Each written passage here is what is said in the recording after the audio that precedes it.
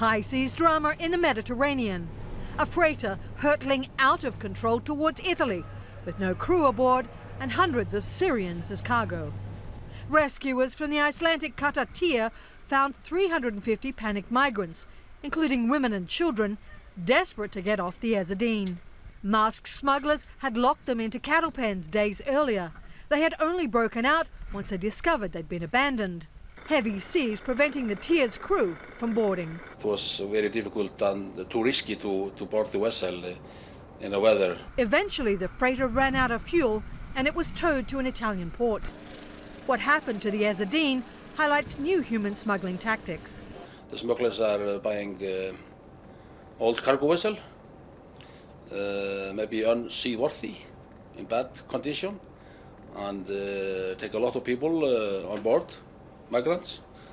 They are paying a lot of money for the trip to Europe. Smugglers counting on a heavy demand from the 3 million people fleeing war in Syria.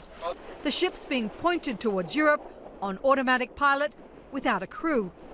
The European Union's border agency, Frontex, says about 15 cargo ships smuggling asylum seekers have tried to reach Europe since August, often in deplorable conditions. It was made for carrying cattle or sheep or cow or whatever, so the living conditions were not for humans. Just days before the Ezadeen rescue, the Italian Coast Guard said migrants crammed aboard another converted freighter. On board, nearly 800 people, almost all Syrians, cold and seasick after being tossed about in rough weather for days. They likely paid between $4,000 and $8,000 US, giving gangs millions in profit from one ship that cost considerably less. There was no smugglers on board. There was no pilot on board. Even the crew, they weren't crew. They were like some people like me, refugees. This Syrian refugee was rescued from a cargo ship in December. He is now in Germany on a temporary 3-month visa. He watched a refugee pilot the cargo ship he was on. So we said that they left the ship, but they didn't leave the ship because they weren't with us anyway. And the guy who drove the ship, he was a refugee.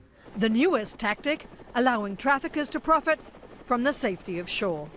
Tracy Brown, Associated Press.